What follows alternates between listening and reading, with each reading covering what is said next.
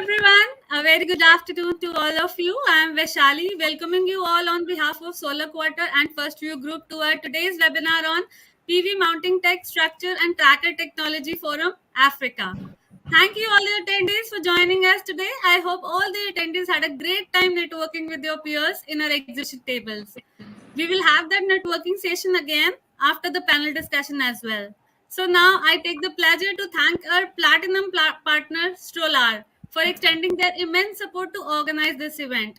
So now I will be playing a first video.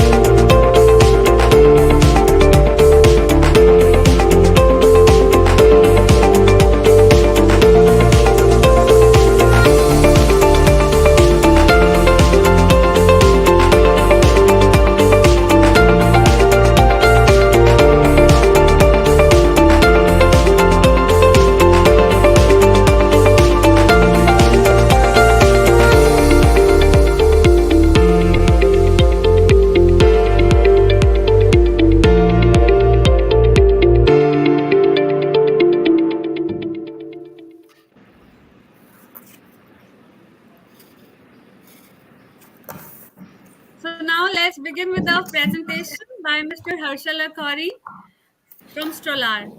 Welcome to the webinar, sir. Thank you so much, Vaishali. Thank you, everyone. I hope you are having a good evening or morning wherever you are placed. I'll start with my presentation. I will try to keep it short. We are India's leading mounting structure company and currently India's second largest mounting structure company with 3.8 gigawatt supplies in the past 7 years of our existence.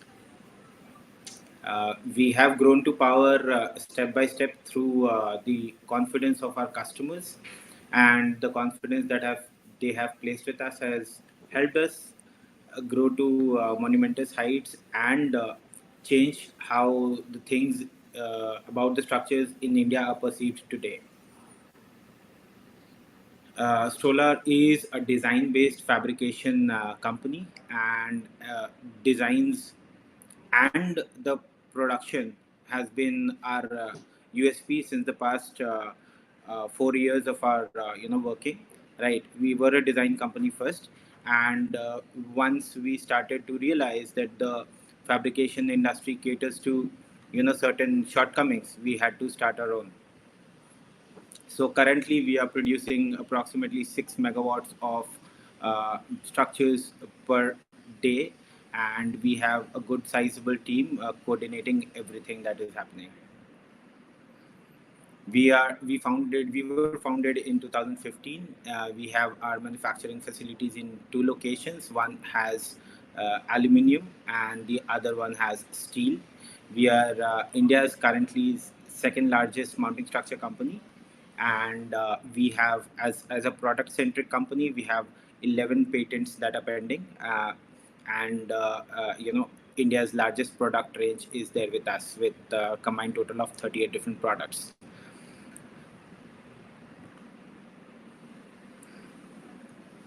We are three partners in the company. the one I am the CEO at. You can see me. The other co-founders are Gaurav and Rajendran. Rajendran looks after the technical, and Gaurav looks after the operations. Global foothold, we have been active around in Africa recently, and we have recently gotten active in Europe and Middle East. Some total supplies of 3.6 gigawatt and approximately 9,000 projects.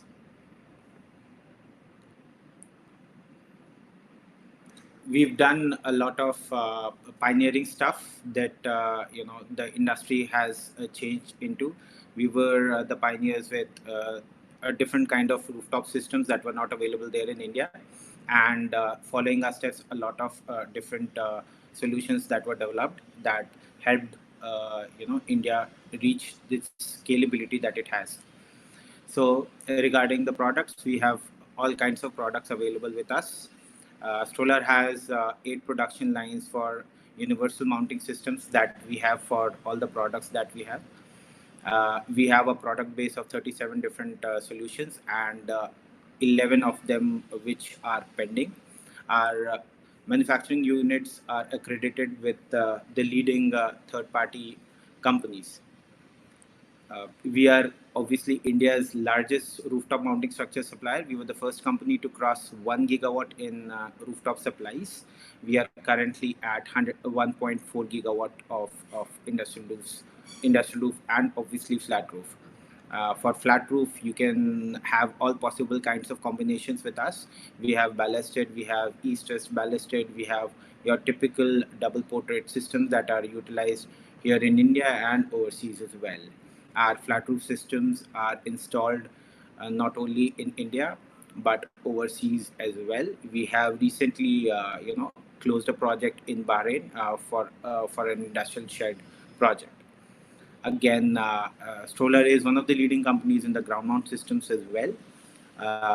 And we have introduced various types of materials for different kinds of mounting structures, making the entire system cost effective. Stolar is India's largest carport supplier currently, and all the major carports that have been installed in India has been developed, designed, and supplied by us. So again, we are a product-based company. We were the first company in India to have a wind tunnel tested system installed in India, and we have a certain part of our revenue in contributing to the R&D, helping us to develop new products according to the changing times. Our factory and our products are certified by international standards, and that makes us more appealing to be here too. Global projects, this one you can see here, that is done in Africa. This one is done in somewhere in Abu Dhabi, and so on and so forth. Summarizing everything, Stolar is currently present in 9 countries. We have 28 plus different rooftop, ground mount, and carport projects. 3.6 gigawatt of cumulative supplies worldwide, majority of which is here in India, and we have close to around 9,000 projects that we have executed. The advantages of working with Stolar is not only your optimized design and racking experience that we have had over the past decade of working in the solar industry. Stolar helps you if you are a Stolar client. Stolar helps you free of cost for the pre-bid design support. That means if you have a project that you're working at, and you do not know, the structure is only the unknown component, right? So Stolar can help you design those carports, those ground mounts free of cost, only with the anticipation that you would look forward to working with that.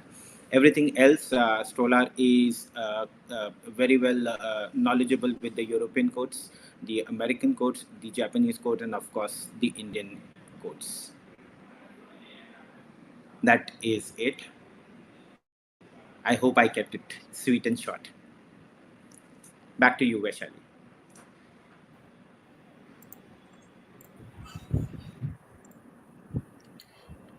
Thank you for the insightful presentation, sir.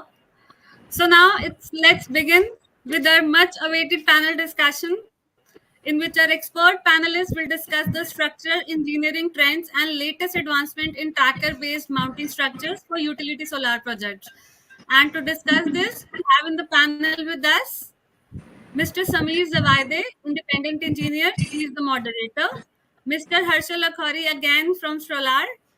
Mr. Nathan Venter, Caracal Engineering. Mr. Kinomso Ulele in NG Energy, Axis, Nigeria.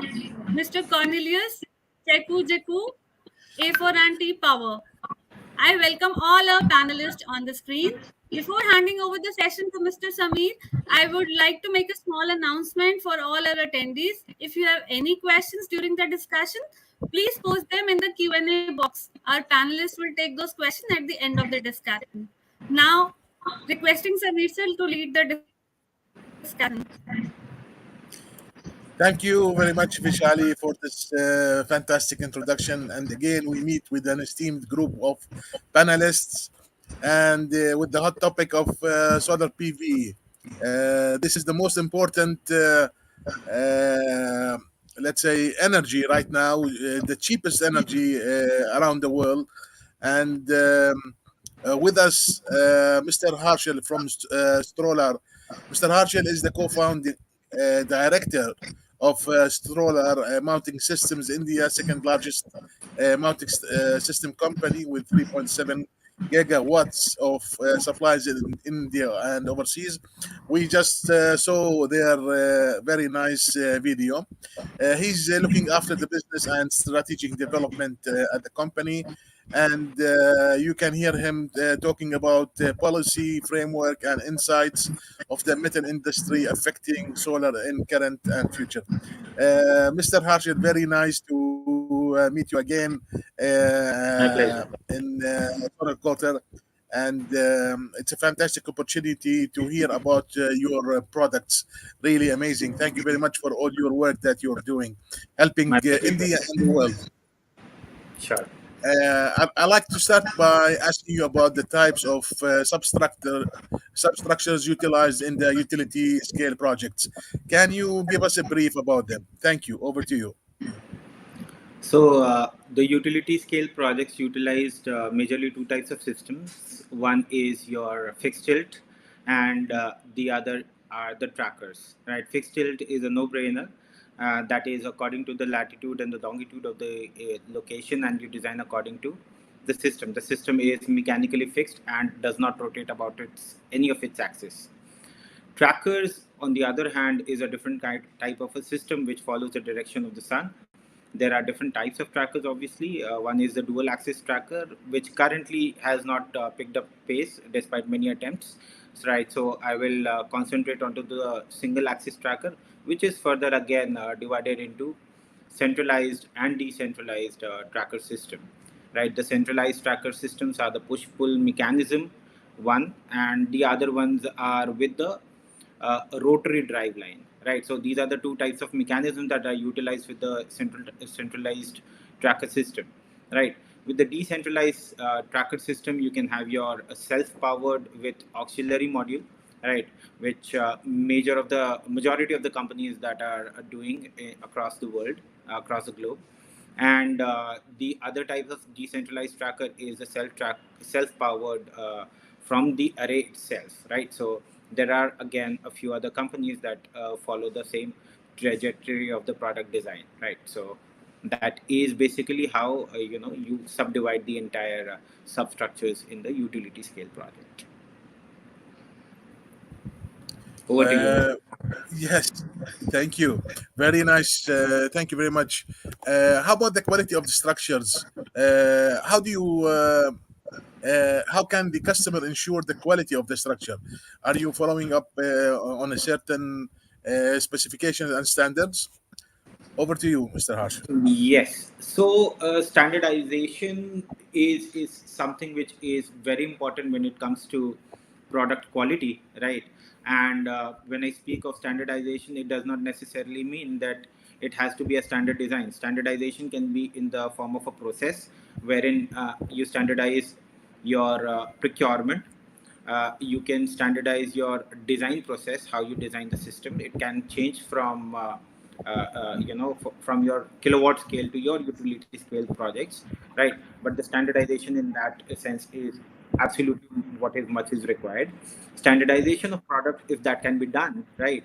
That can be done in the rooftop projects for every single utility scale projects. From what we've been seeing, every single design is a common design, right? So standardization by means of standardizing the process is what is required. Once you ensure that certain standards are met, certain checks are listed, right?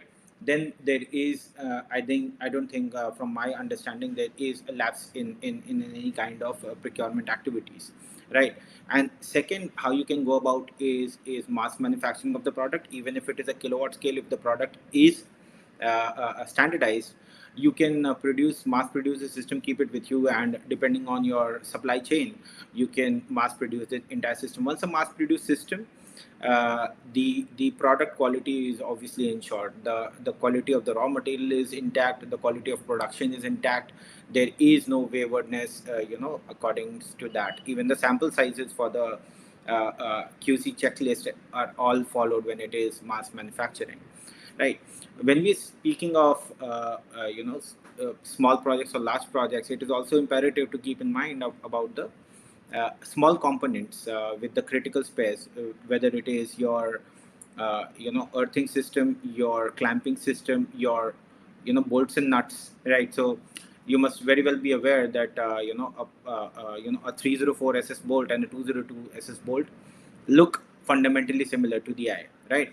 But it is when it is checked chemically, you get to know about the difference in the product, right? So it is very important that a standardization, in terms of procurement of the activity wherein you are sublisting your vendors in the correct formation, so that no leaks happen in your supplies, right? So critical importance is also should be paid to your small components, because these are the connection members, and these connection members prove very vital to the strength of the system where they are joined together, right? The third one is to obviously innovate with the new kinds of systems, right? There are certain different types of systems that were not possible about a decade back, right? But we can see a lot of researches happening. There are a lot of material thicknesses and different kind of coating materials that are available in the market, and that are proving a great alternative to the existing old methodology of working, right? So bringing new materials to the market is also something wherein you can optimize on the cost front, and as well as the quality of the structure in view of the low tariff, obviously. Thank you, Mr. Harshal, for your insights. Uh, the some of the areas might have high wind speed. Uh, uh, do you offer special designs, and how do you deal with the high wind speed areas? Over to you. So I'll tell you. I'll give you a case-specific example. We were to do a rooftop, project that has to be executed. That was a project of 47 megawatts, and that had more than 1,100 different sites across India. India is a large landscape and has different wind speeds, right?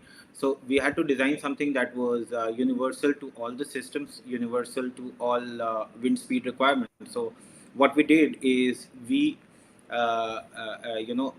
made the system universal with the highest wind speed for the country, which was 200 kilometers per hour.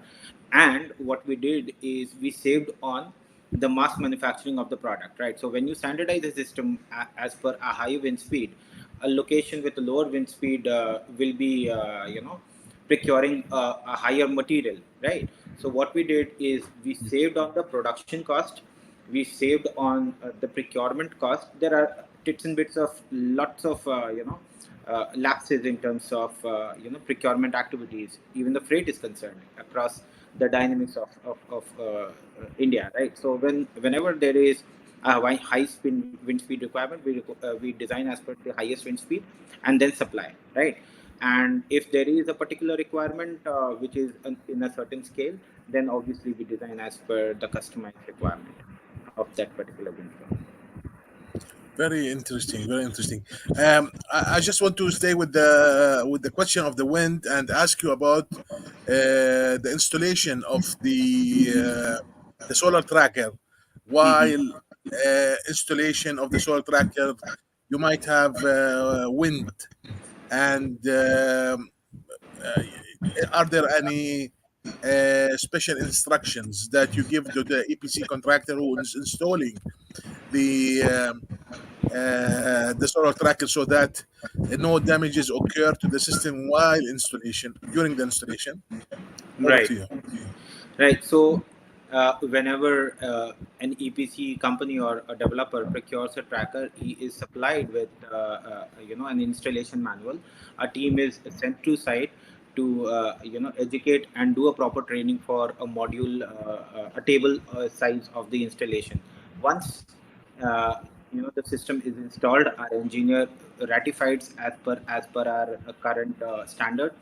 That includes your bolt check, that includes your correct torque value for the specific bolt sizes, the clamping methodology, right, if the clamps are loose or not, right, and also tells them and educates them how to install them faster, right. So once the table or two is done, right, one table is done with our supervision, second table is asked to them to install on their own, and then we get it signed from the client that this is how it is done, right. It does not matter if your system is well designed, right. Installation has to be very important. It is a very important factor. Even if it is not installed properly, the wind will take away the system, right. So it is important that you design a system that, irrespective of whatever kind of installation is happening, right, your system is designed in such a way that it will quick fit with the system, right. So that Mm. is always a part of the design methodology whenever designing a system, and that is followed across the global companies that are manufacturing mounting structures, and that is principally what we also follow, right. And irrespective of that, a team is sent and trained with the installer company, the EPC company, or the developer company, and that is how the usual routine happens. Okay. I just we have 2 more minutes. I want to go back to the utility scale projects and the certification, UL certification. Right. Because in large projects they ask for UL certification. Are you working according to the UL 3703 or other certifications? Over to you. Yes, absolutely. So UL has 2703 has certain guidelines for structure stability, your clamping and lugs mechanism, everything, right? So they have very elaborately mentioned, about all the deadlifts and the uplifts and the snow loads, right? If you are supplying to a certain geography of the world, right, you have to follow that particular specification. Based on that, the system is designed if it is a utility scale project, and in compliance to UL, right, it is validated. A team from UL is either because you do not have that kind of a time that you would design or get a product approved. Rather than that, for the project, there is certain commission that is you know worked out with UL, and then they look into the project for the particular specific size. So the turnaround time is lesser, and they work out pretty quick in that regard. So yes, whether it is UL, whether it is ASTM standards, whether it is Euro codes, right. So everything is followed depending on what is the client's requirement. Thank you very much, Mr. Harshal. I still have plenty of questions to come to you. I hope we have time at the end to ask you some more questions. Thank you very much. Yeah. Mr. Kino, so are you with us? Yes, I'm. Yes, excellent, excellent. It's our pleasure to introduce Mr. Ki Nomso. He has over a decade of experience in EPC project management in the traditional power and renewable energy sector, working with utilities, consultant, and EPC contractors. He's a project manager with experience in management of engineering, procurement, and construction of EPC projects, of rural solar mini grid projects, as well as asset monitoring. Presently, the technical and operational manager at NG Energy Access, working on the deployment of rural solar mini grids and providing access to clean and affordable energy for development and empowerment. Well, very nice to meet you, Mr. Kimoso, and we are very happy to learn from you a little bit about your experience in the small scale and large scale projects. Can you tell us a little bit about what types of various tracker systems are you working with for utility scale projects? Over to you. Okay, thank you very much, Same. Speaking about the kind of tracker projects that we've been working on, just like Mr. Sorry, can you hear me? Yes, yes, Okay, yeah, just like Mr. yes. Hashal mentioned earlier, of course, there are two major tracker systems we have presently, the single axis and then the dual axis. Um, Well, for now, just like you mentioned, we have more of the single axis, although it has its own limitations, being that it's just going to track within just two positions, unlike the dual axis where you have the liberty to go in whichever orientation that you want. Um, so presently, right now, in most utility scale projects in Nigeria, we are very much concerned about capex. Actually, the more you go into tracker systems, the more you are going to be shooting up your capex actually. But on general knowledge, it's important if we can use tracker systems because it's really going to improve on your production of solar energy, which in turn increases your revenue as a utility. So speaking more on that, of course, given that we have that limitation of capex, single axis tracking systems are coming much handy for us here in Africa for utility projects, being that at least it's much more cheaper than dual axis, and then you can be able to have a more optimize your production of energy. So far right now, like I mentioned, we it's not very popular here, but it's something that we can look forward to in future in terms of optimizing our energy production. Okay. Um, um, as you know, there are different types of modules and different, let's say, sizes of modules. Um, the the large scale projects right now are working or they're trying to work with bifacial bifacial modules, and these bifacial modules will require, you know, special mounting structure so they can collect the radiation from front and back.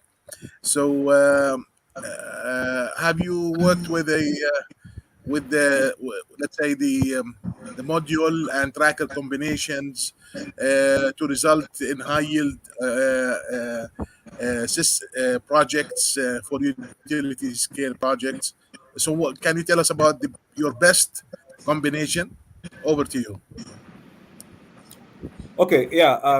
Like I mentioned earlier, just to be practical about it, right now here in Africa, we hardly use that tracker, especially like I mentioned earlier, for obvious reasons, because of the capex um, uh, side of things. But for bifacial models, of course, we use it a lot here. But what we do mostly sometimes is that when you install it on a fixed mounting frame, you kind of like have some gravels on the underside of it because it's in a way helps to reflect back light. So in a way, it's concentrating back the arrays back to the other side of the model. So, but ideally, I would suggest that the best tracking systems to use from utility is a dual axis tracking system. The reason I mentioned this is that that way you can be able to get the best of all sides in terms of the energy arrays from the sun, and then making use of the passive, because under the dual axis you also have the active and the passive systems for the tracking.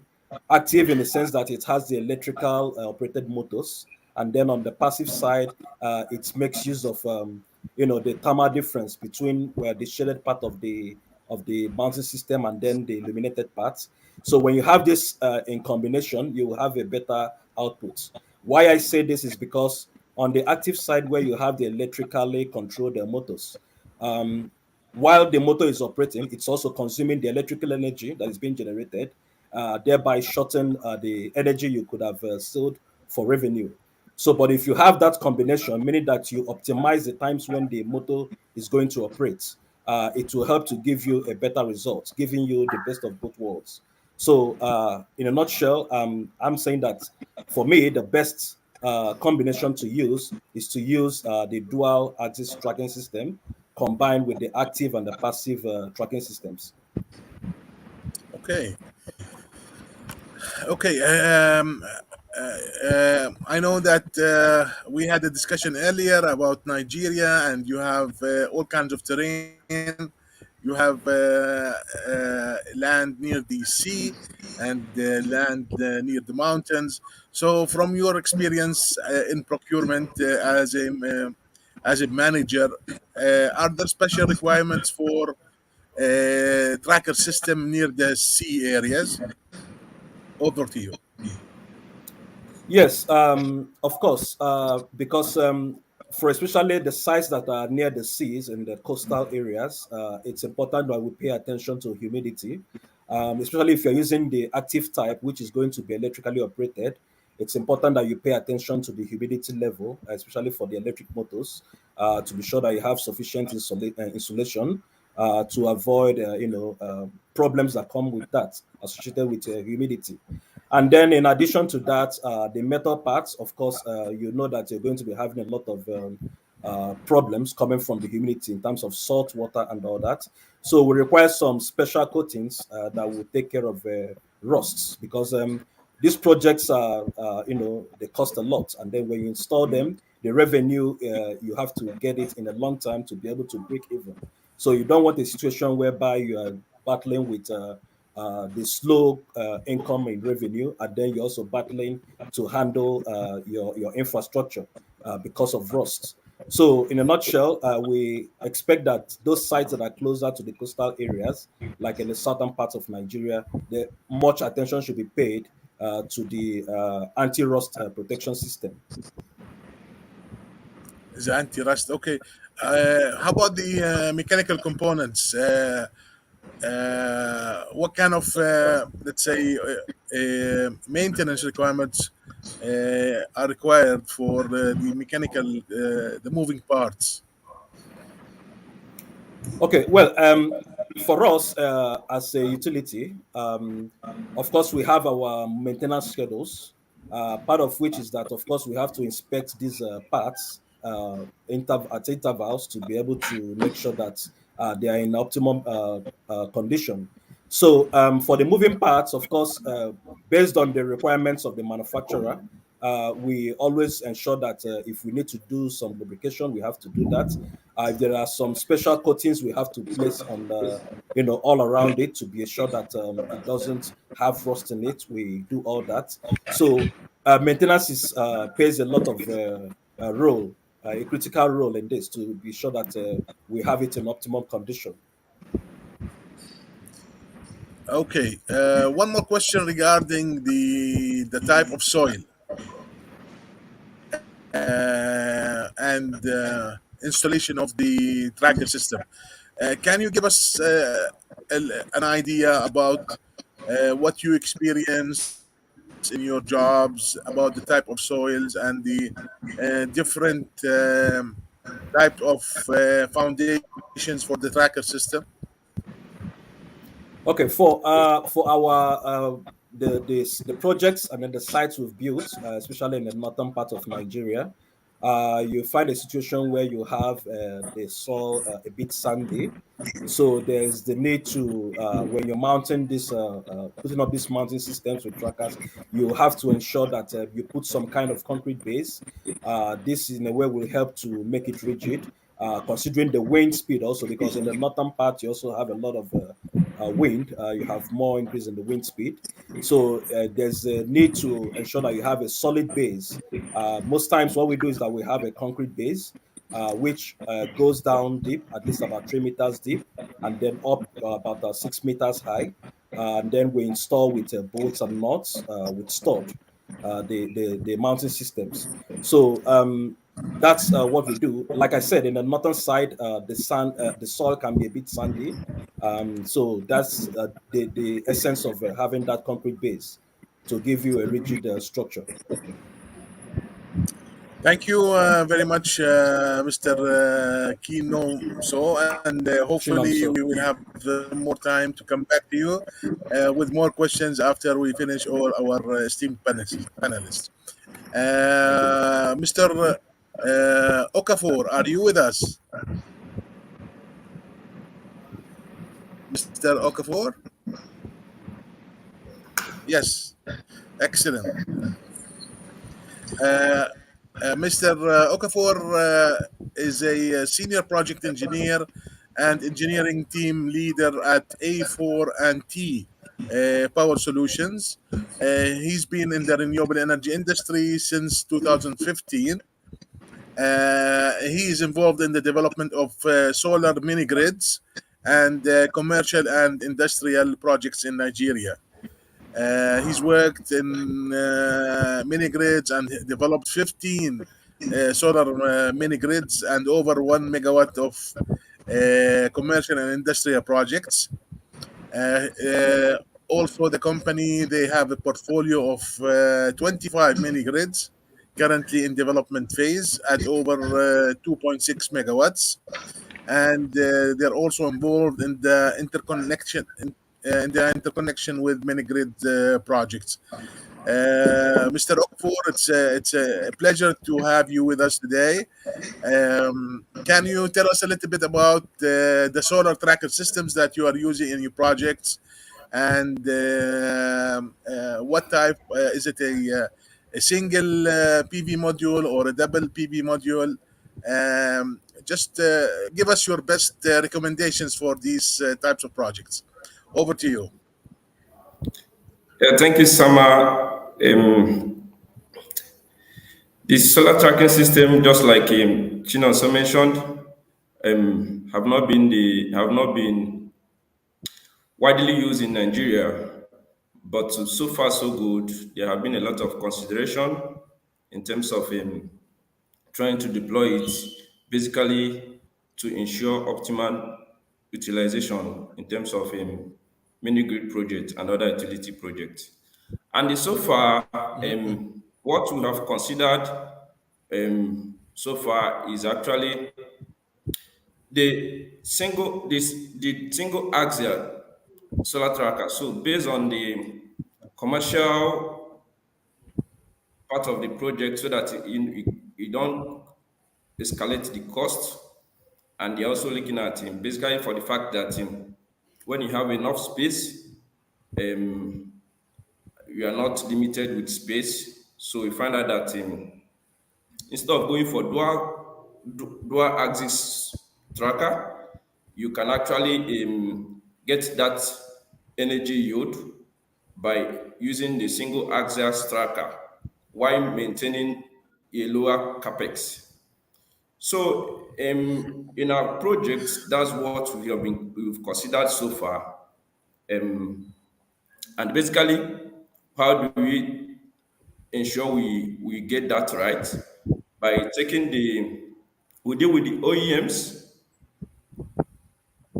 that are manufacturing those projects, and of course they have to request for their site specific details, so that they'll be able to also help you make a suggestion of which best tracker to be used. I see. Yes. Uh, this is very interesting.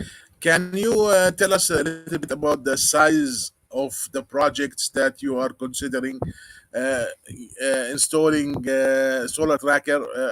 What is the minimum size of project that you can install a solar tracker for?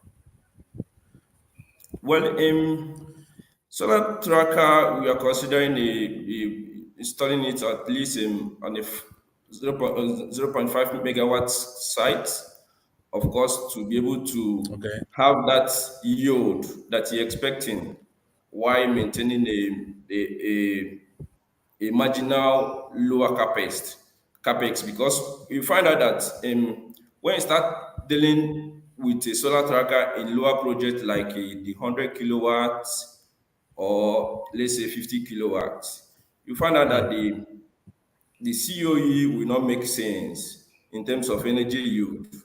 But when you deal with it in you have a bigger size of system where you are certain of, you are concerned about the energy yield too, you can discuss about solar tracker and it makes sense in your COE and capex. Very good. Um, my next question is about the material for the solar tracker. Are you considering different kind of material in your procurements for different regions? Over to you. Yes, particularly for different regions that have different humidity, there are certain things you have to look out in terms of selecting the materials. Of course, what do you need to know? You have to know the for their particular location, the wind load. You also have to know the soil type for that location. And then you also have to be you have to determine the type of land topology in that area. Is it is it the ones that have bumps and up and down? Those are the things you have to consider selecting the materials for before selecting materials for your solar tracking system. For instance, what do I mean?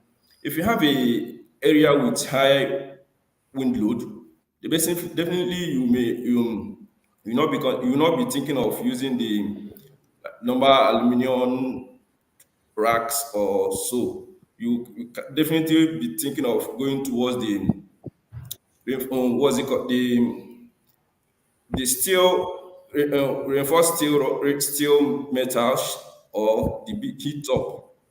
So, but basically, in all, you find out that when you are dealing with an OEM who has different range of materials, all you have to do it is to get out those parameters per location and then fill in, talk to your OEM. He will be in a best position to suggest to you based on the ones in the stock and the ones they have to manufacture.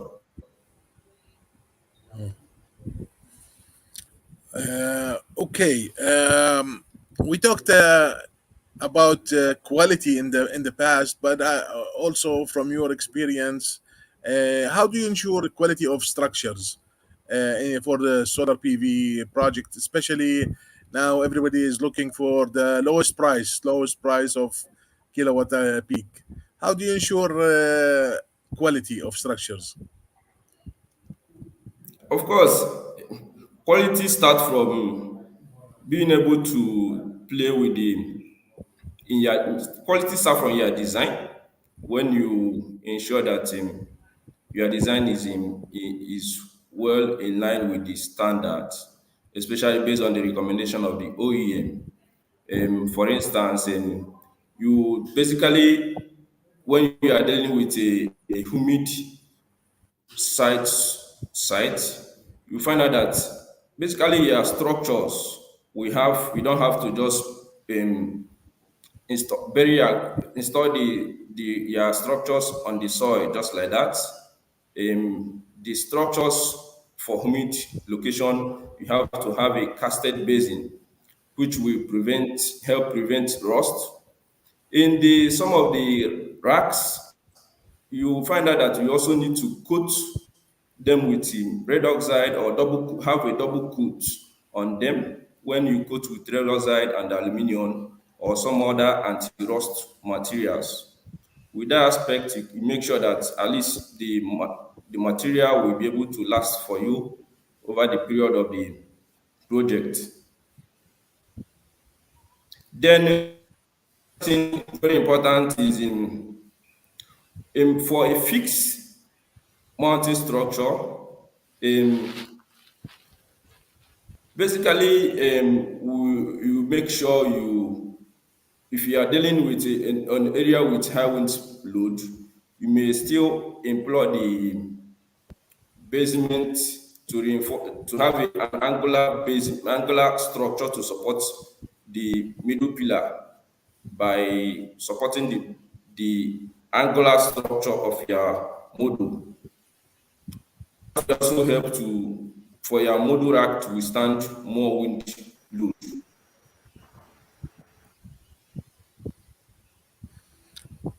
Okay. Uh, my last question is going to be about the required maintenance for the tracker systems. Have you considered? Have you studied this requirement? Uh, and what do you think is the best practice for on them?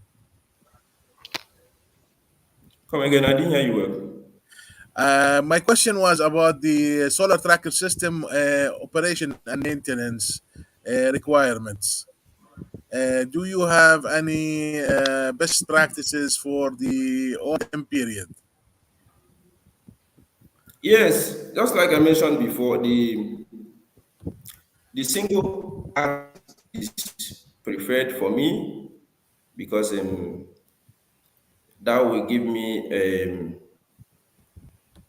it won't overshoot my capex because when I have a good space that can contain the much panel I need, I better go with a single axial than the dual axial. Because if you look at it, the cost of dual axial, even though dual axial will give you more yield, but it also has a cost implication to it. Okay.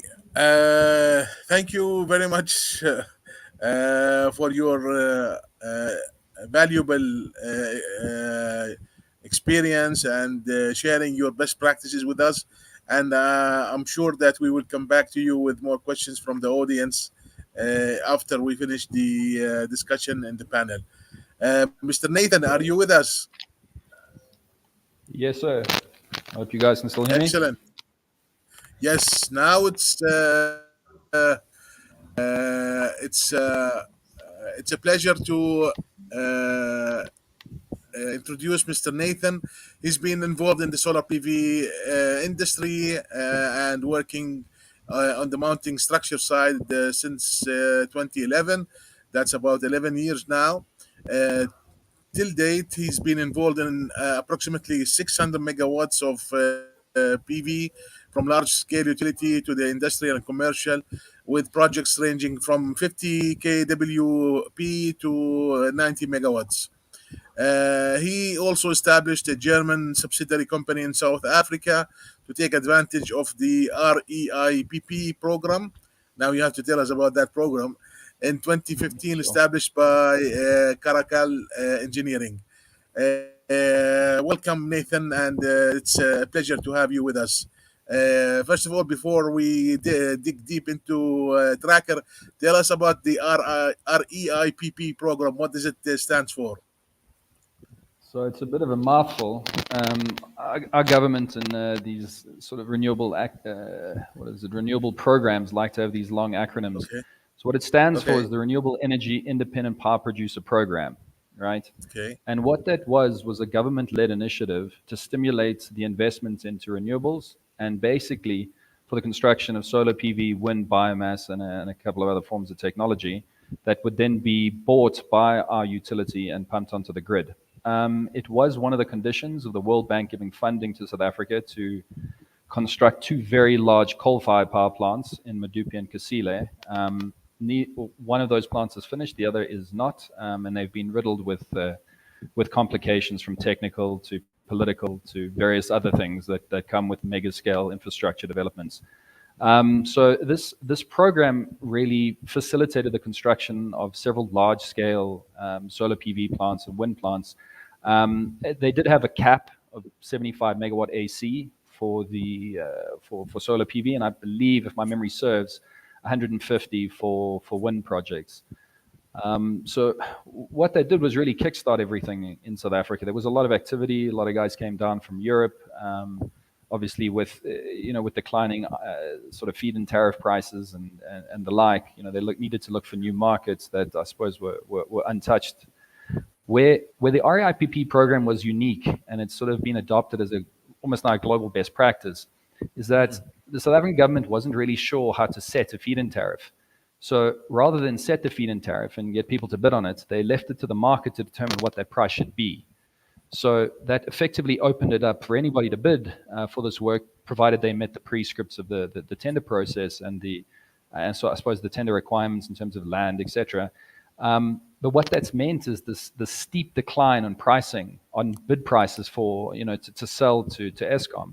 So if we look at the first round of the IPPs, I believe the pricing was around R2.85. Obviously, the South African rand is the currency, and that's declined to about 55 cents a kilowatt hour. Since the program started. So we've seen steep declines in the pricing, and that's really been facilitated by creating an open program where you've got competitive bidding for capacity. So you really need to have your wits about you when you're bidding, because it's not just the assumption that you're going to achieve, a feed-in tariff set by the state.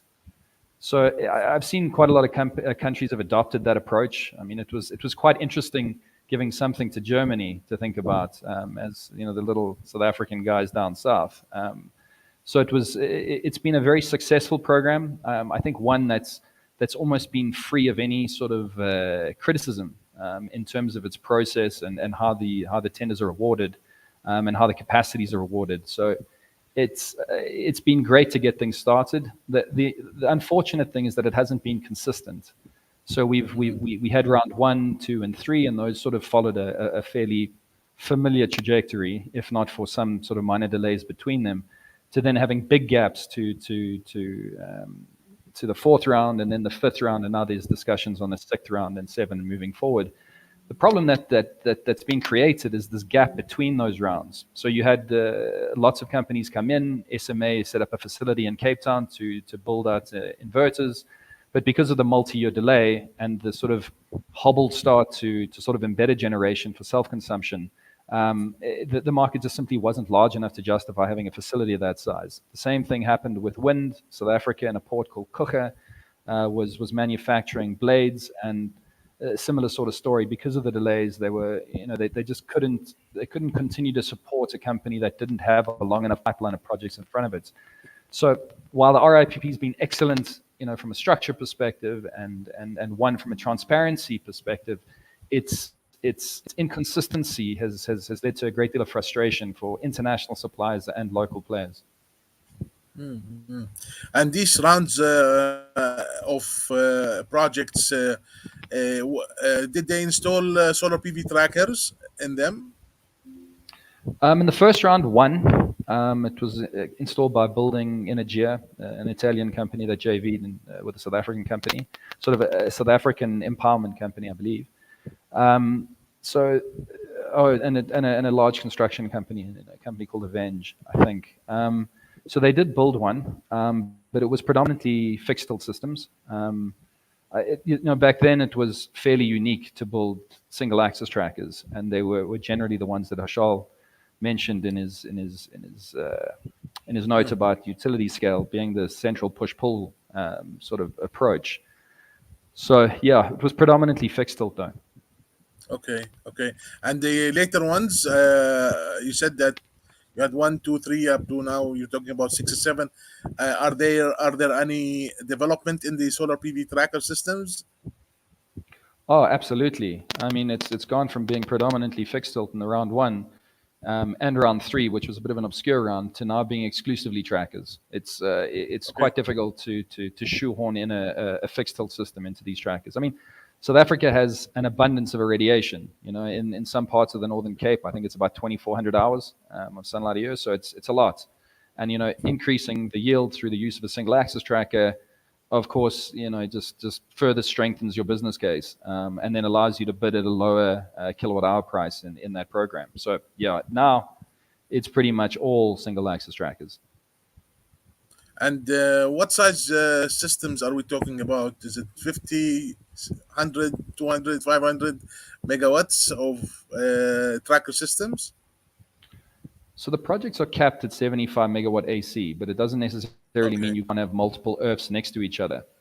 So Scatic have recently won a very large project in South Africa. I think it was part of the emergency bidding round. I think it's about 540 megawatts. Okay. So it's not necessary.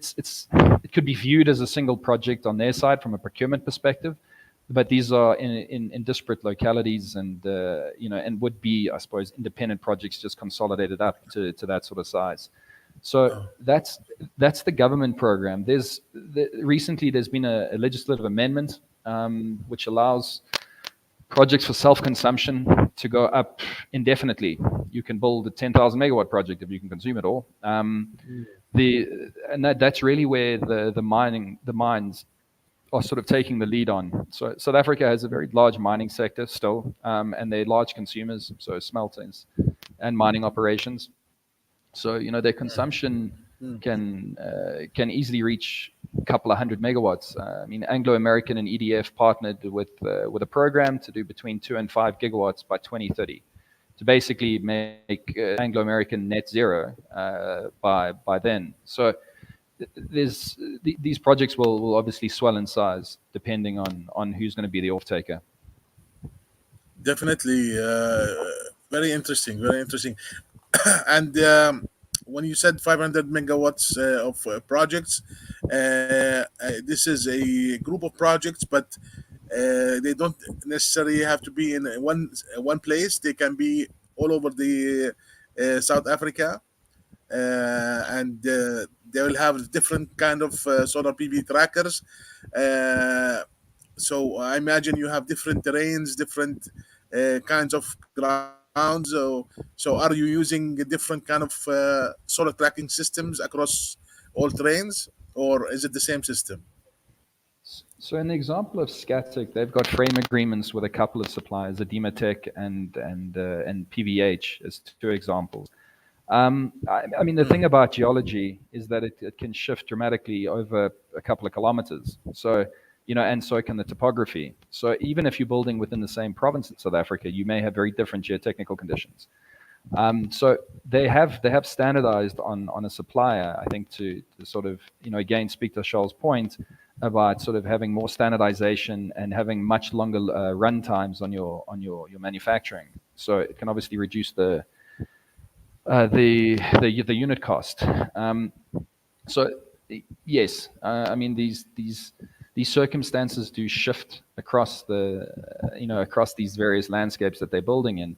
I wouldn't suggest that they would be looking at different suppliers. I think it's meaty enough for a supplier to make adjustments to accommodate the different sorts of situations that they're going to encounter, and the different geotechnical conditions they're going to have to found in.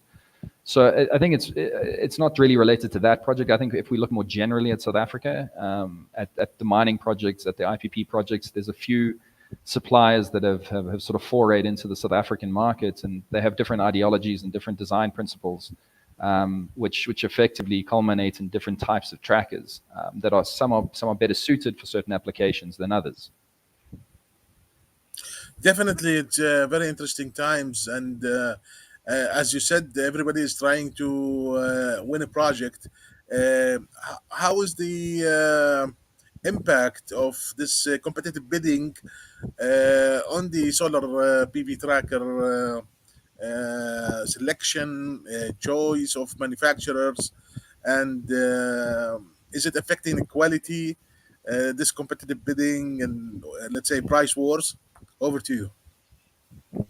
Yeah, I think it's a natural effect. I mean, the challenge in these hyper competitive spaces, which solar PV is, and that goes from modules all the way down to, nuts and bolts.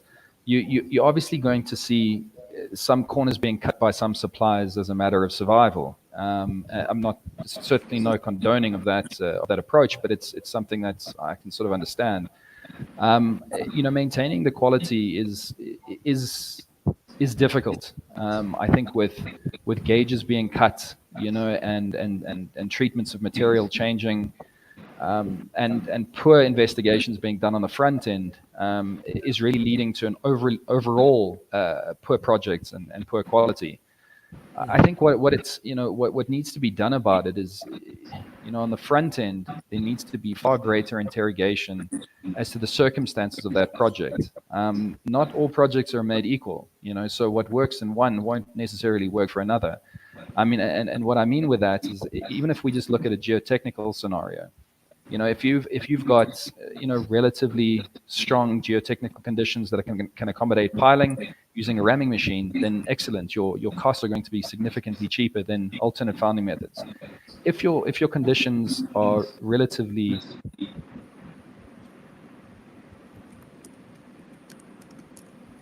We lost the sound. Wait, we lost the sound.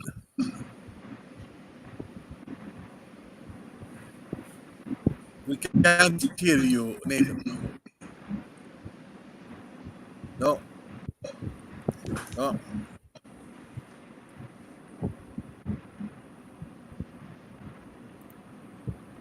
Still, we lost the sound.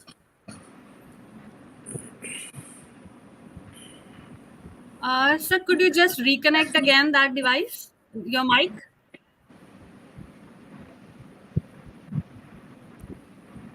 Vishali, how much time we have for the panel, and before we go to the questions? So we have around 10-15 minutes. Okay, Maybe he will come again. He has just left. okay, So you can ask to okay. someone else. Yeah, yeah, yeah. Mr. Harshal, Yeah. are you with us? Can you hear me?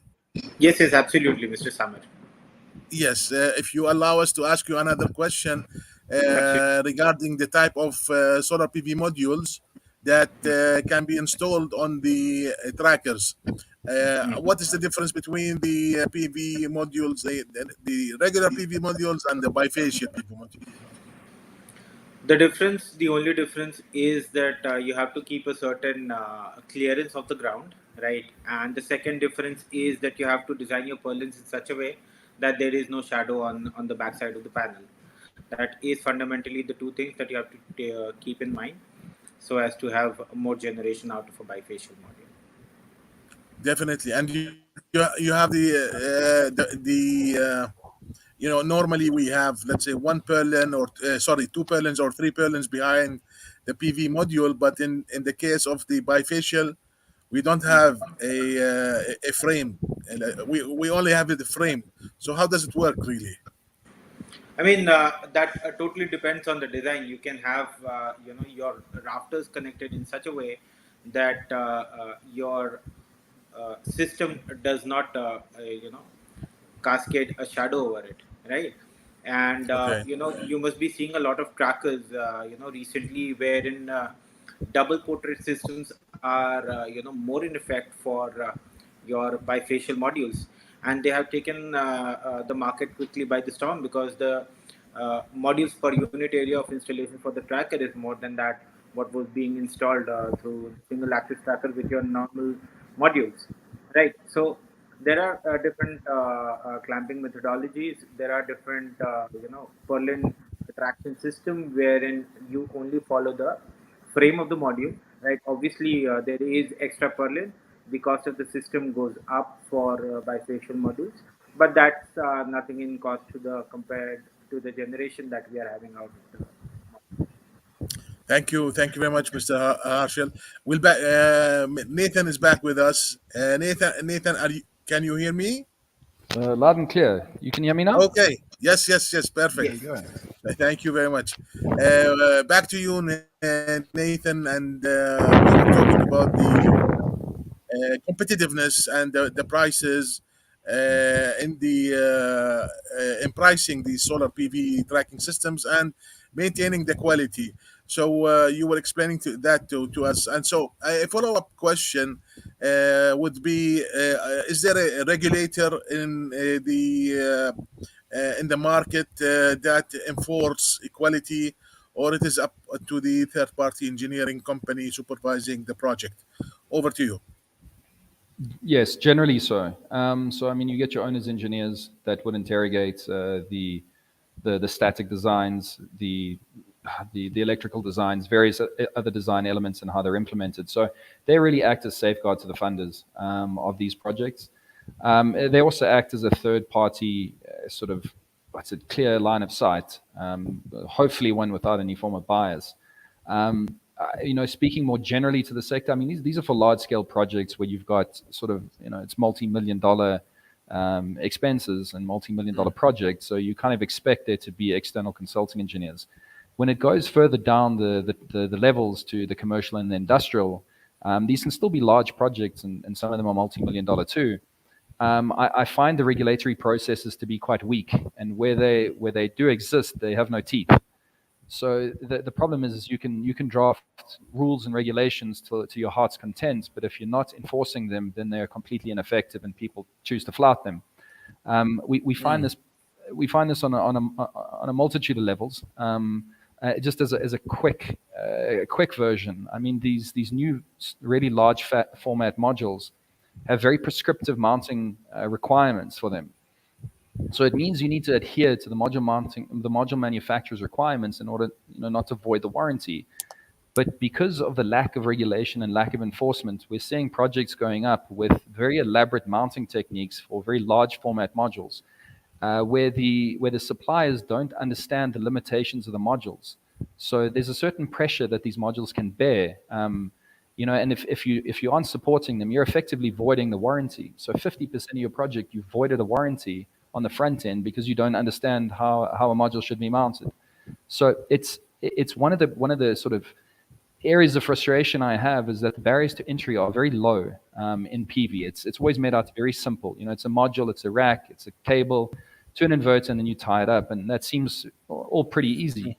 The problem is that if it's not engineered, you're still effectively engineering a power plant. These things can hurt people, and because there's a lack of regulation and a lack of enforcement, we find in complete cowboy activity. And I know this is not restricted to a South African circumstance. This is a general comment.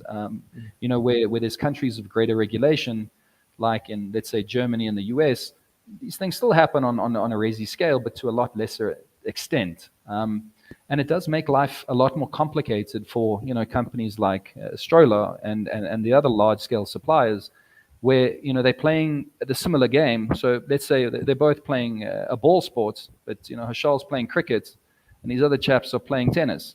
It's still a ball sport, but it's a different scenario. So Yeah. yeah, it's a long answer to a short question for you. Yeah. Okay. I think we have 2 more minutes before we go to our Q&A session. My question will be about the type of contracts that you are executing. Are you executing like the engineer, procure, construct, and then finish? Your responsibility finishes when you hand over the project and the project is operational, or you have like an energy performance guarantee for a few years, and then you have to do the maintenance of the plant and the cleaning of the plant to ensure the annual production and so on.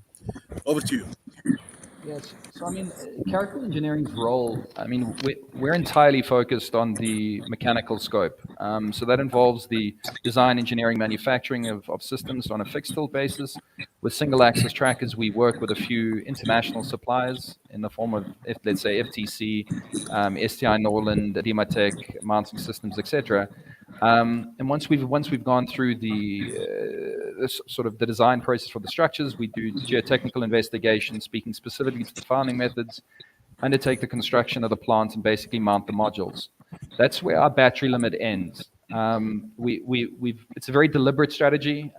We don't want to foray into the electrical. It's not a space I'm particularly au fait with, and neither is my team. We're a technical company that happens to concentrate its attention on on doing a few things pretty well, hopefully mostly, and leaving the other stuff to the other suppliers. So we give guarantees on our material of 10 years, and that's sort of like a universal guarantee.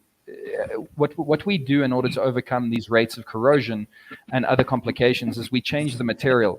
So, if you've got a very corrosive environment like a C5 classification on a coastal area, we'll change the material. This is no problem for us. I mean, we've got several metallurgists that we work with. So if we need to change from a hot dip galvanized section to a zinc aluminum section to a different type of material like a 3CO12, which is that's a stainless steel iteration, this is no problem. So we purely focus on resolving the mechanical structural elements of a project to de-risk it from an EPC perspective, because what we found is that these EPCs have sort of ballooned in size, and the information that they have access to, or the information that they know about, is usually restricted to electrical. So they can't really address the structural elements, and if you fail on that, you effectively fail as a project, right? So that's why we focus on the places we do. I have to ask you another question related to the structure performance during construction.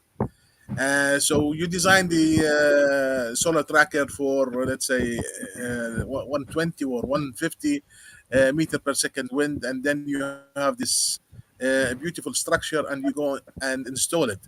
But this structure will only perform when it is complete. It's a unit. And what happens if you have a, let's say, windstorm during construction? How do you stop this system from being from collapsing? Over to you. You pray that it doesn't affect your system. No, I think it depends on the type of structure. So if you're building a fixed tilt system, generally speaking, before you've mounted any modules, there's very little load on it. So even if you have 200 kilometer-hour winds, it's going to have no bearing on the structure because it's not holding up anything. When it comes to the single axis trackers, it depends on the manufacturer, but generally speaking, you erect the structure, and when you're mounting the modules, you leave them in a stowed position. So basically at 0 degrees. Some manufacturers like you angling it into the wind. Sometimes it's quite difficult to do because the wind direction may change.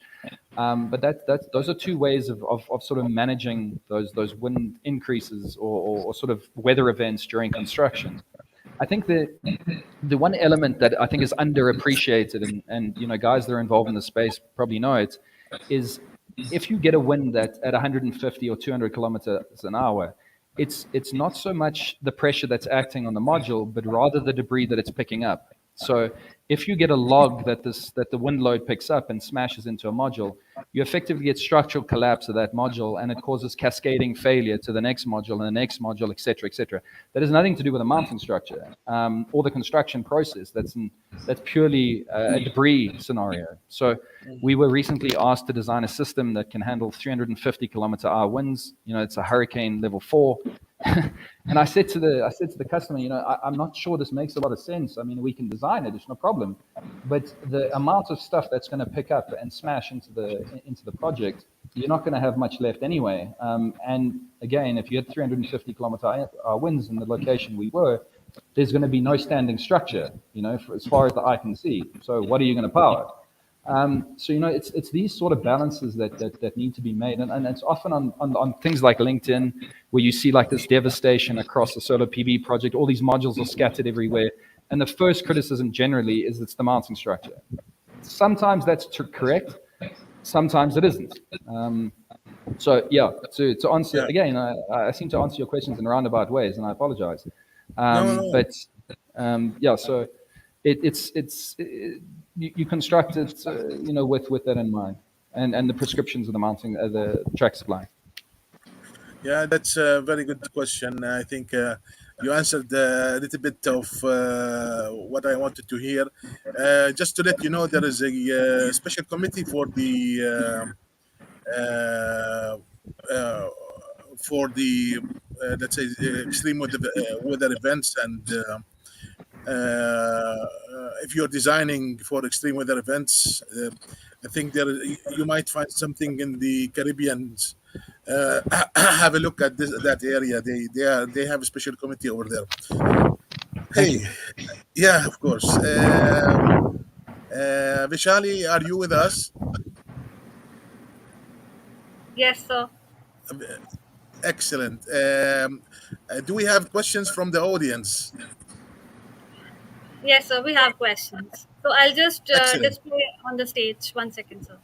Yes, please. Yes. How can we ensure this is a long one? How can we ensure high competitive pricing if you design with highest wind speed?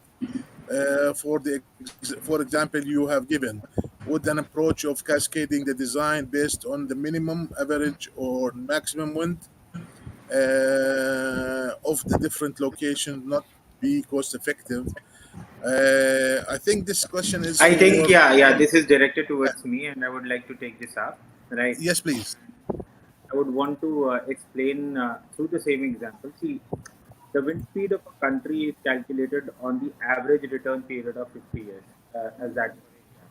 Time for a different back, 50 years, like less deforestation, less global warming. There has been recorded evidences of wind speed more than that of the recommended wind speed in the schools. Somebody just wrote, for a wind speed of 33 meter per second, there has been recorded wind speed of more than 33 meter per second. Cascading effect would definitely work, but when there is a minimal difference between the highest and the lowest wind speed for that particular, geography. For a country like India, we have wind speed as low as 120 kilometers per hour as the maximum wind speed of a particular region, and as high as 200 kilometers per hour. And mind you, these wind speed are derived from the standards that we follow here in India. Actual wind speed is very, very less.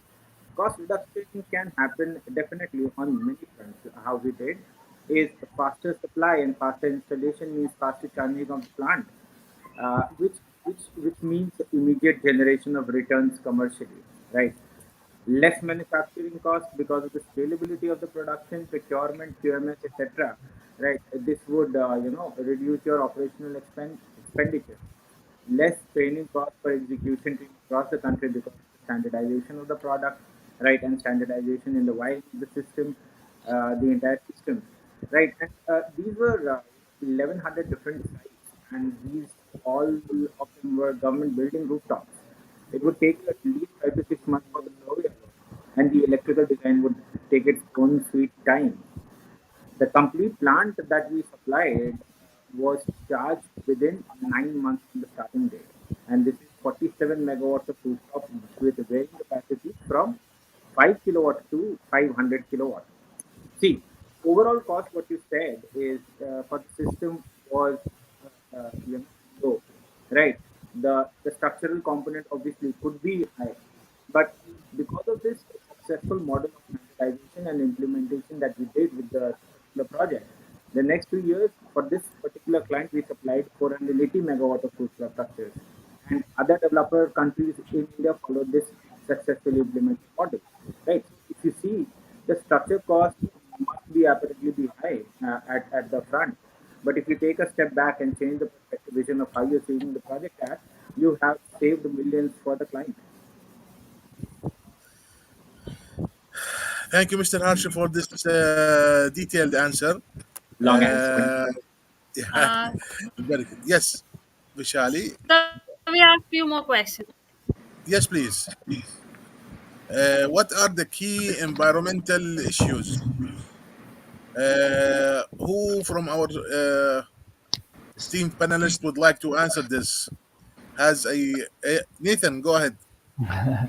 I suppose it depends if they're asking from a structural perspective. I mean, there's a number of considerations that need to be made on the sort of preliminary design elements of the project. So, the location to understand the wind load that's present within that area. It depends on the country that you're in and the substance or the meat of information or data available on that. The terrain category, obviously proximity to the sea, the risk category that you're going to be dealing with, and then the various other elements that form parts of your structural solution. I think if you go further down into it and you look at sort of the more site specific environmental issues, sort of water management, geotechnical, and sort of horticultural management of the site. Those would be undertaken as part of an EIA process, so an environmental impact assessment prior to the project being undertaken. In this process, you should be investigating the water flows across site and what the impact will be once you've implemented a PV project on that. On this note, it's something that's often neglected in PV plants, is the natural hydrological flows across the site. I mean, ideally, we want as little civil works performed as possible on the site, because these natural watercourses have formed over hundreds or thousands of years. So for us to deviate them, we're not too sure where they're going to go, and those can ultimately lead to the compromising of foundations. As heads of water build up and material is transported down the site. Also in that EIA, you can identify sort of indigenous fauna or flora that needs to be relocated. It may be endangered. This is something we encounter fairly often in certain localities where there's fynbos, which is a very unique flora to South Africa. Those need to be relocated. So that's a very broad question that's sort of in key environmental issues. And one, if the person wants to, I'll gladly talk nonsense to them for an hour and a half if they want to around these things to give them some more detail. Thank you very much, Nathan. Mr. Keenum, so do you have anything else to add? Mr. Mr. Yeah. Keenum, so yes. Do Yes. you have any? Go ahead. Yes, on the environmental issues to consider. Of course, like we've mentioned earlier, humidity is also a very big factor we have to consider when we are dealing with the tracking systems. Like I mentioned earlier, for obvious reasons, ensuring that you don't suffer that issue of corrosion. So, especially when you find yourself in coastal areas, it's important to have that at the back of your mind to consider that. Thank you. Thank you very much. Mr. Okafor, do you have anything to add?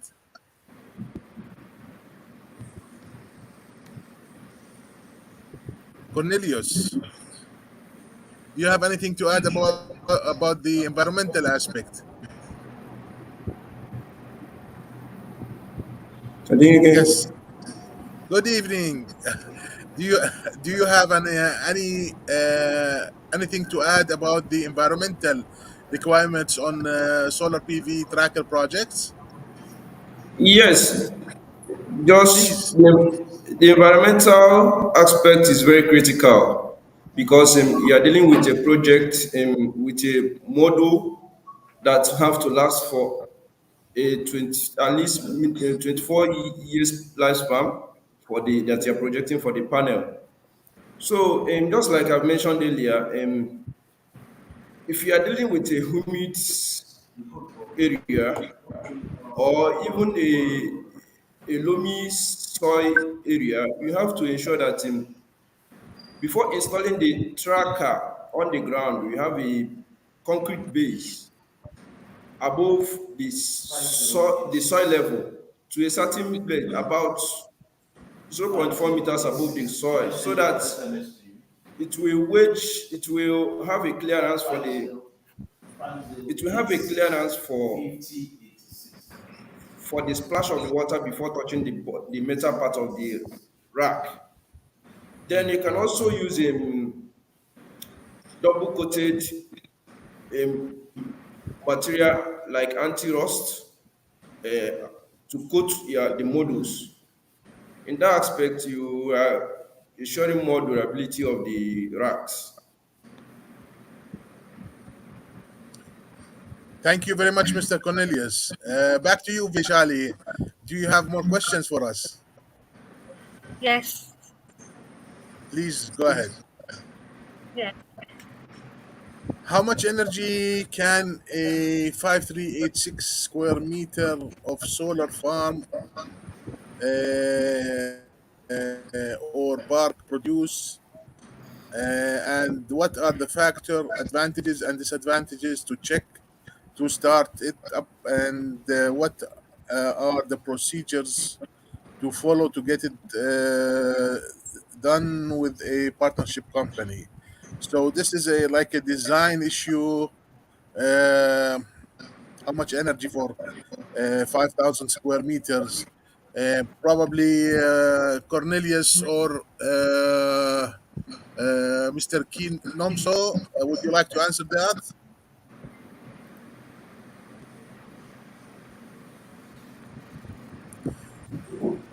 Mr. Yes, I can answer that, but Mr. Yeah, go ahead. yes. Like you mentioned, like this is indeed a design question. I would rather say the person who posed this question should contact us for private consultancy because that's exactly what's happening here. Yeah. Because Okay. I mean, the square meter he mentioned, it's not very clear if it's just the PV array or is it the total size of land that you have. Because if it's total size of land you have, of course you know it's not the PV array alone that is going to be accommodated on it. Okay, and then on the other aspects of how to go about starting and then having a partnership with a company, I think these are questions that we can now answer maybe off the video. Okay. Thank you very much. I I will think answer I that have some question. other thing to add too. Yeah. Go ahead. Yes, for the person asking the question of him, how many energy yield? I think Yes, please. there are some other there are a lot of tools you can actually use it to estimate at the base level, um, based on the square meter of the land you are looking at. For instance, if you are talking about um, a fixed mounted structure, you can talk about some tools like using helioscope to first of all do estimation of the amount of panel that that area can contain from you, and it can also help you to also give you estimated yield for that particular location. So at least with that, even if you are decide to go with even if you decide to go with the tracker system, you can then use that base design on helioscope to talk to the OEM, because they will also advise you based on the area that is needed in terms of the tracker, that rotation of the tracker, with either dual or single tracker. Thank you very much, Cornelius, for this answer. Actually, um, the each 1 kilowatt peak can generate, depending on the area. I would estimate in South Africa or in Africa in general, you're talking about, let's say, 1800 kilowatt hour per meter square per year. So, sorry, 1800 kilowatt hour per year. So each kilowatt hour is maybe or using the new modules would say, let's say, about 4.5 meters. So when you divide the 1800 divided by 4.5 meters, so you're talking about 400 kilowatt hour per meter square. So that's the average if it's fixed. If it's if it's a tracking system, then I would say you multiply it by, let's say, 2.3 or 2.25, or so you get maybe up to 500 or 550. Vishali, you have another question for us? Yes, we have two more questions here. Yes, please. What will be the additional cost for a single axis tracker compared to fixed system? if we assume X is the cost of the fixed system, will be 1.2x or 1.5x for single tracker. Similarly, how it will be for double axis tracker. Uh, this is your baby, Mr. Arsha. Go ahead. See, I mean, the way the question is put up, right? You should not look at a tracker with the capex. How much of capex you're going forward with, right? Which is usually the methodology of going forward. You should look at the generation and the amount of years it is paying it off, right? But however, currently with a mature economy, it will be approximately 1.9x and up to 2x depending on the wind speed and other conditions for a single axis tractor. Okay. Yeah. Thank you very much, Mr. Harshal. The last question: what is the Uh, life uh, of tracker system compared to? Yes, Fashali. we have one more question after this. Okay. Oh, okay, no problem. What is the life of tracker system compared to the 25 years of MMS? Mr. Harshal, what is the tracker system compared to See, MMS? I don't know what's the meaning of MMS. yeah, there are the designs are based on the coefficients that are taken. That coefficient can be 25 years, 50 years, and 100 years. You can choose that same 100 years or 50 years for the fixed tilt. You can choose the same for the tracker as well, right? Regarding the O&M practices and everything, that depends totally on the location and the project. Okay, wonderful. The last question: are there plans to explore the Southern African market, Zambia, for example? Maybe Nathan. Uh, Yeah, I'll jump in. I suppose the Zambian market is an interesting one, especially in the sort of northeast of the country. The northeast and the southwest of the Congo have a very large copper belt, where they consume obviously a lot of electricity, and they've been using predominantly diesel gensets for that application. So that's pretty interesting. Zambia had a Get Fit program as well that sort of didn't really get off the ground. Then it was awarded. Then I think it's been retracted. So it's been quite a stop-start market. Certainly one that's interesting for us.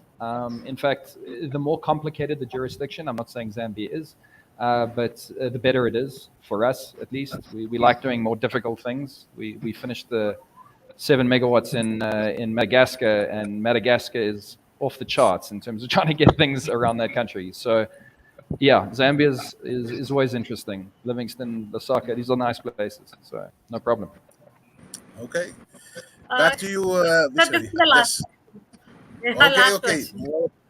Sure, sure, sure. The more the merrier. We are ready. What are credible sources of wind data, 3 second gust wind, especially in Africa, as design inputs? I think this is for Nathan because he's the designer for mechanic. So go ahead, Nathan. Sure. So I mean, I did address and answer to the person asking the question. It's highly contingent on the country that you're operating in. So South Africa has a fairly robust data set, and one that's been recently updated. As greater wind masts are put up and more data is accumulated, you start changing the codes to suit the context and the shift in loading. The problem that we have throughout Africa in general is that there's very limited information. So generally, what we tend to do is err on the side of caution, or side with caution, and design things that are probably a lot more robust than they need to be. But it's very difficult to know what the circumstances are aside from experiential knowledge of sort of locals. Like as an example, we did a small project for a project in the Seychelles, and of course, it is along a hurricane belt, so the wind load should get very high. But speaking to the operator of the hotel, it was sort of, well, I've been here for 15 years. I mean, this is the most amazing wind speed we've had. Can just get a sail ship going. So, it becomes quite difficult to predict what it's going to be. And if you design to the maximum threshold with some of these projects, they won't get off the ground. So it's really a case of balancing it and saying, look, there's no information available. We'll look at the closest jurisdiction to it, like in the case of Zimbabwe as well. That also doesn't have much information, certainly not much reliable information. South Africa is its border, and we can sort of extrapolate from the northern part of South Africa up into Zimbabwe and understand a little bit better what those loads are going to be. So I know it's not a great answer for this person that's asked the question, but it's just because there's such limited information available for the actual loading within each locality. Okay, thank you. Okay, Mr. I think I have something to add. Yes, please, Cornelius, go ahead. Yes, just like Nathan said, um, it's actually the data is actually location bias in the sense that basically it's difficult to have to get a site where you can get most of those things maybe the data across Africa. But particularly for Nigeria, I think we have explored some data with regards to the wind load from the NIMET site. There is an agency in Nigeria, the Nigerian Meteorological Agency, NIMET. So they have some of those data which someone can actually have, but it's specifically for majorly for the locations in Nigeria. So, but for some other countries, I have not actually checked any, but I also know that ISMAP has a database, but not for the 3 second gust wind. It's just for the normal gust wind speed, for the normal wind speed. So one can actually have to check all these sites. Thank you very much, Cornelius. I'd like to add that these utility scale projects they take between 3 to 5 years, and you can install a meteorological station, and you can collect the wind speed, the solar radiation, and everything for 2 3 years. And if it's a very big project, I would say in the neighborhood of 200 megawatts, then the IFCs will require to have very good data, and you have to install a meteorological station at site, and it will cost you around 50 to 70,000 euros, and you can collect very good data for a few years. Vishali, back to you, and big thanks to our esteemed panelists for this incredible journey during the past hour. Very valuable information. Thank you very much. A big thanks to our platinum partner, Stroller, for their support of solar energy. And big thanks to Solar Quarter for supporting solar energy and solar projects all over the world. Thank you. Over to you, Vishali. Thank you very much to our esteemed panel for this wonderful session, and a very special thanks to Samir sir for superbly managing the session as usual. You do. The show is not over yet. We are taking a short networking break, and we'll be back with another exciting session in just 10 minutes. Till then, explore our networking lounge, network with your peers, and join our sponsor on the networking table. Thank you. Thank you. Thank you very much, and bye bye. Thank you, everyone.